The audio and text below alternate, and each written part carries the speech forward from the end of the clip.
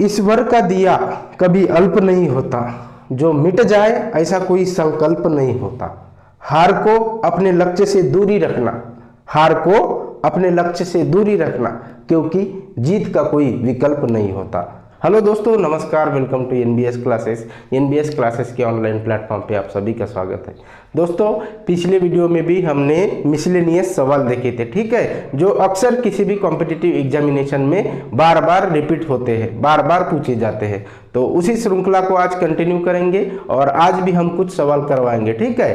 तो देखिए फिर सबसे पहला सवाल, जिसमें क्या बोला है, पहले सवाल में क्या बोला है, 5a + 3b अनुपात 4a + 7b, ये किस अनुपात के बराबर है, 3:4 के बराबर हो तो a अनुपात b कितना होगा। एसएससी का क्वेश्चन है। क्या दिया है आपको, एक अनुपात दिया है जो दूसरे अनुपात के बराबर है, तो आपको a अनुपात b का मान निकालना है, ठीक है। तो कैसे निकालोगे, देखिए सबसे पहले दिया गया अनुपात लिख लीजिए। तो ये क्या हो जाएगा, फिर ये क्या हो जाएगा, 5a + 3b, और किसका अनुपात दिया है, अनुपात का मतलब ही क्या होता है, बट्टा होता है, बट्टा होता है मतलब भागा होता है, ठीक है ना।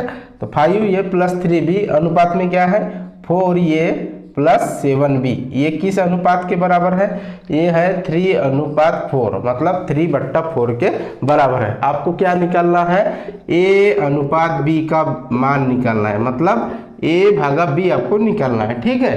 तो यहाँ से क्या हो जाएगा, क्रॉस मल्टीप्लीकेशन कर लीजिए, क्या मिलेगा, 4×5 = 20, मतलब 20a प्लस कितना हो जाएगा, 312b, ये किसके बराबर हो जाएगा, 312a प्लस 7×3 = 21b के बराबर हो जाएगा, ठीक है। तो यहाँ से क्या होगा, देखिए ये 20a है और इधर क्या है, इस साइड 12a है, तो 20a में से 12a घटा लीजिए, तो 20a - 12a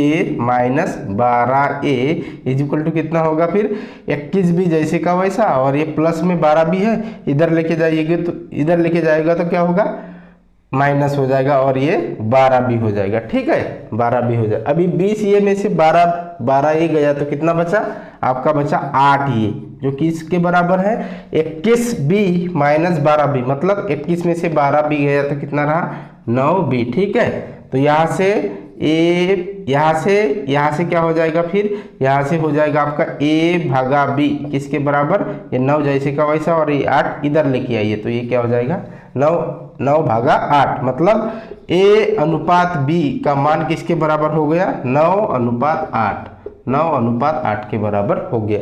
इतना आसान था क्वेश्चन, ठीक है ना, कुछ था क्या बनाने लायक, नहीं था। ऑप्शन नंबर ए आपका सही जवाब रहेगा, ठीक है। उसी प्रकार से देखिए अभी दूसरा सवाल, दूसरे सवाल में क्या बोला है, इसमें बोला है यदि एक समचतुर्भुज के विकर्ण 8 सेंटीमीटर तथा 6 सेंटीमीटर, एक समचतुर्भुज है जिसके दो विकर्ण दिए हैं, कितने हैं, 8 सेंटीमीटर तथा 6 सेंटीमीटर, तो आपको क्या निकालना है, उसकी भुजा का वर्ग कितना वर्ग सेंटीमीटर होगा, मतलब उसकी जो भुजा है, उसकी जो साइड है, उसका वर्ग, उसका स्क्वायर कितना होगा।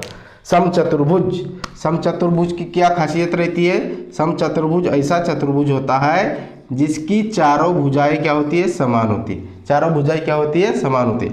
मान लीजिए यदि इसका मान a है, तो इस भुजा का भी मान a होगा, इस भुजा का भी मान a, और इसका भी a, मतलब ये समचतुर्भुज है जिसकी चारों भुजाएं समान रहेगी। और सपोज इसका नाम दे देता हूं मैं ABCD, ठीक है। तो इसमें क्या होगा, विकर्ण AC, ये क्या हो जाएगा, विकर्ण AC, और दूसरा विकर्ण क्या होगा, विकर्ण BD, ठीक है, विकर्ण BD आपका दूसरा विकर्ण हो जाएगा, ठीक है, दूसरा विकर्ण हो जाएगा, और ये O इस पॉइंट के ऊपर एक दूसरे को इंटरसेक्ट कर रहे हैं, ठीक है। तो दोनों विकर्ण AC तथा विकर्ण BD किसी भी समचतुर्भुज में, किसी भी रोम्बस में क्या होता है, दोनों विकर्ण एक दूसरे के लंब दुभाजक होते हैं, मतलब दोनों विकर्ण एक दूसरे को 90 डिग्री के ऊपर काटते हैं, ठीक है। काटते हैं क्या नहीं, आपको क्या दिया है, एक विकर्ण दिया है 8 सेंटीमीटर, सपोज मान लीजिए ये 8 सेंटीमीटर है पूरा विकर्ण AC, और दूसरा BD है 6 सेंटीमीटर, BD कितना है, 6 सेंटीमीटर, ये है 8 सेंटीमीटर, ठीक है। तो दोनों एक दूसरे को 90 डिग्री के ऊपर काटते हैं और दोनों समान टुकड़ों में काटते हैं, ठीक है क्या नहीं, मतलब परपेंडिकुलर बाइसेक्टर होते हैं। तो ये पूरा डिस्टेंस 6 है तो ये कितना हो जाएगा 3 सेंटीमीटर। ये यदि पूरा 8 सेंटीमीटर है तो ये डिस्टेंस कितना हो जाएगा 4 सेंटीमीटर, ठीक है। और ये 90 डिग्री का कोण है तो 90 डिग्री के कोण के सामने वाली भुजा क्या हो जाएगी, विकर्ण हो जाएगी, जो कि इस समचतुर्भुज की क्या है, भुजा है। समचतुर्भुज की क्या है, भुजा है। तो क्या होगा फिर, ये राइट एंगल ट्रायंगल बन जाएगा। क्या बन जाएगा, राइट एंगल ट्रायंगल बन जाएगा। ट्रायंगल DOC, जिसमें ट्रायंगल DOC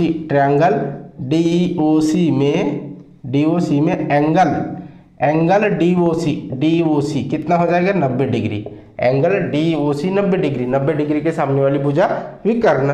तो इसमें क्या होगा फिर, विकर्ण का वर्ग मतलब ये भुजा है क्या नहीं, इसकी A का वर्ग किसके बराबर हो जाएगा, DO तथा OC के बराबर हो जाएगा। किसके, DO का वर्ग तथा OC के वर्ग के बराबर हो जाएगा, ठीक है, इतना हो जाएगा। अभी जबकि विकर्ण ये कितना था 6 सेंटीमीटर और DO तक डिस्टेंस कितना आया 3 सेंटीमीटर। क्यों आया, क्योंकि समचतुर्भुज के दोनों विकर्ण एक दूसरे को समान टुकड़ों में विभाजित करते हैं तथा दोनों एक दूसरे को 90 डिग्री में काटते हैं, ठीक है। तो ये 3 सेंटीमीटर, 3 का वर्ग कर लीजिए और इधर ये कितना आया 8 था पूरा, आधा कितना हो गया 4 सेंटीमीटर, इसका वर्ग कर लीजिए, 3 का वर्ग 9, 4 का वर्ग 16, तो ये कितना हो गया 25, जो कि भुजा मतलब ये समचतुर्भुज की भुजा A है, इसके वर्ग के बराबर आ गया, ठीक है, वर्ग के बराबर आ गया। आपको क्या पूछा था, उसकी भुजा का वर्ग, उसकी भुजा का वर्ग कितना आ गया 25, कितना, ऑप्शन नंबर D आपका सही जवाब होगा, 25 सेंटीमीटर आपका सही जवाब होगा। भुजा का वर्ग ही पूछा है, भुजा पूछा रहता तो कितना आता आंसर, आपका आंसर आता 5 सेंटीमीटर। 25 किसका वर्ग है, 5 का वर्ग है, ठीक है ना, क्योंकि समचतुर्भुज की चारों भुजाएं समान रहती है, इसीलिए उसकी भुजा, एक भुजा 5 आ गई तो सभी भुजाएं क्या होंगी 5 होगी, ठीक है क्या नहीं। अभी देखेंगे हम अगला सवाल। अभी देखिए दोस्तों, इस सवाल को करेंगे। इस सवाल में क्या बोला है, रीता, गीता एवं संगीता क्रमशः 10 दिन, 12 दिन और 15 दिन में कोई काम कर लेती है, ठीक है। तो तीनों एक साथ वह काम कितने दिनों में करेंगे, कितने दिनों में करेंगे। आपको क्या दिया है, रीता, गीता एवं संगीता का काम दिया है, एक काम है, उसको पर्टिकुलरली वो लोग कर रहे हैं, तो वह तीनों लोग एक साथ मिलेंगे तो वो काम कितने दिनों में होगा, टाइम डिस्टेंस का सवाल है। देखिए रीता वह काम कितने दिनों में कर रही है, 10 दिनों में कर रही है, ठीक है। गीता कितने दिनों में कर रही है, 12 दिनों में कर रही है, ठीक है, 12 दिनों में। और संगीता कर रही है 15 दिनों में। इसको आप अलग अलग मेथड से बना सकते हैं, एलसीएम मेथड से बना सकते हैं, कैपेसिटी और डे का उलट के करके, उलट वाली जो मेथड है उससे बना सकते हैं, और AB फार्मूला उससे बना सकते हैं, ठीक है ना। AB फार्मूला क्या है, यदि 3 काम दिए हैं किसी के A B C, ठीक है, तो उसमें हमेशा आपका दिन कितना किस प्रकार से निकलेगा, A Guna B Guna C divide में क्या होगा AB plus BC plus C Guna A, ठीक है। ये क्या है, A Guna B Guna C divide में A Guna B plus B Guna C plus C Guna A, ठीक है, इस प्रकार से। या आप कैपेसिटी और डे के हिसाब से निकाल सकते हैं, क्योंकि कार्य क्षमता और दिन एक दूसरे का क्या होता है, उल्टा होता है, एक दूसरे का उल्टा होता है। या एलसीएम मेथड से भी आप उसको निकाल सकते हैं। तो यहाँ पे हम एक मेथड देखेंगे और अगले जो हम टॉपिक लेंगे ये वाला, उसमें हम इसके बारे में डिटेल से एकदम बताएंगे, ठीक है ना। तो देखिए फिर इसमें क्या करेंगे, एक दिन की कैपेसिटी कितनी होगी उसकी 1/10, ठीक है। गीता 12 दिन में कर रही है, एक दिन की कैपेसिटी कितनी होगी 1/12, ठीक है। और संगीता 15 दिन में कर रही है तो एक दिन की 1/15, इतनी उनकी कैपेसिटी होगी। तो एक दिन की कैपेसिटी कार्य क्षमता का भाग कितना हो गया, इतना हो गया, इसीलिए हमने जोड़ लिया।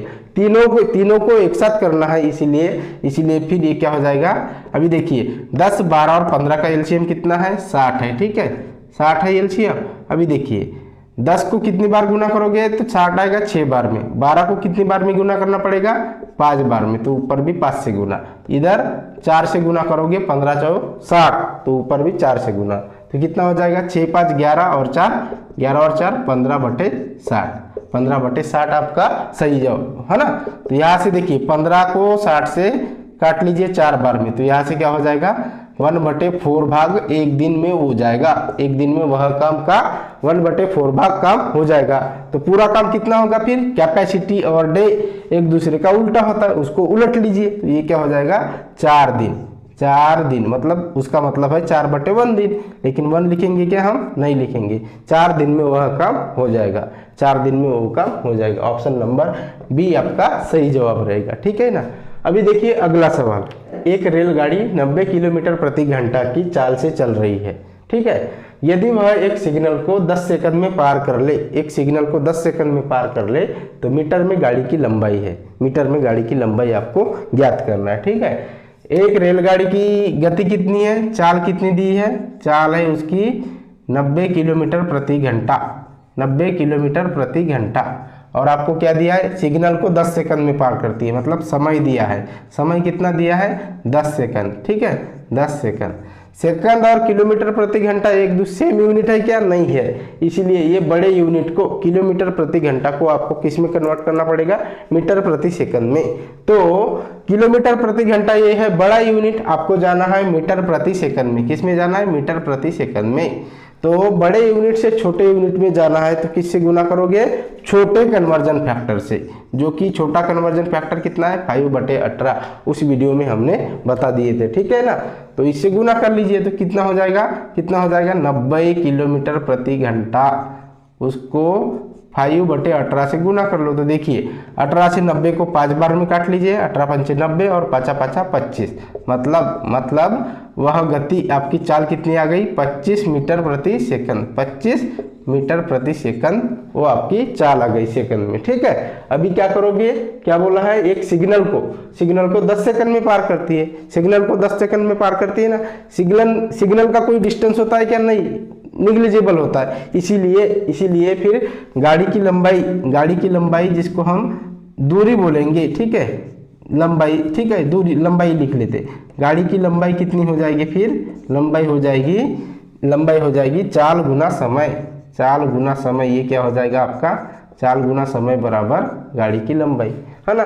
दूरी बराबर चाल गुना समय। दूरी की जगह हमने गाड़ी की लंबाई ली तो कितना आएगा? फिर चाल कितना आ गई? 25 मीटर प्रति सेकंड। और समय कितना है? समय है 10 सेकंड। ठीक है, सेकंड से सेकंड कट जाएगा। 25 गुना 10 कितना हो जाएगा? 250 मीटर। मतलब उस गाड़ी की लंबाई कितना है? 250 मीटर। ठीक है ना। इस प्रकार से क्वेश्चन पूछे जाते हैं, है क्या नहीं? एकदम इजी सवाल। ठीक है क्या नहीं? तो दोस्तों उम्मीद है कि आप सभी को ये समझ में आ गया होगा। मिलेंगे नेक्स्ट वीडियो में, तब तक के लिए थैंक यू सो मच।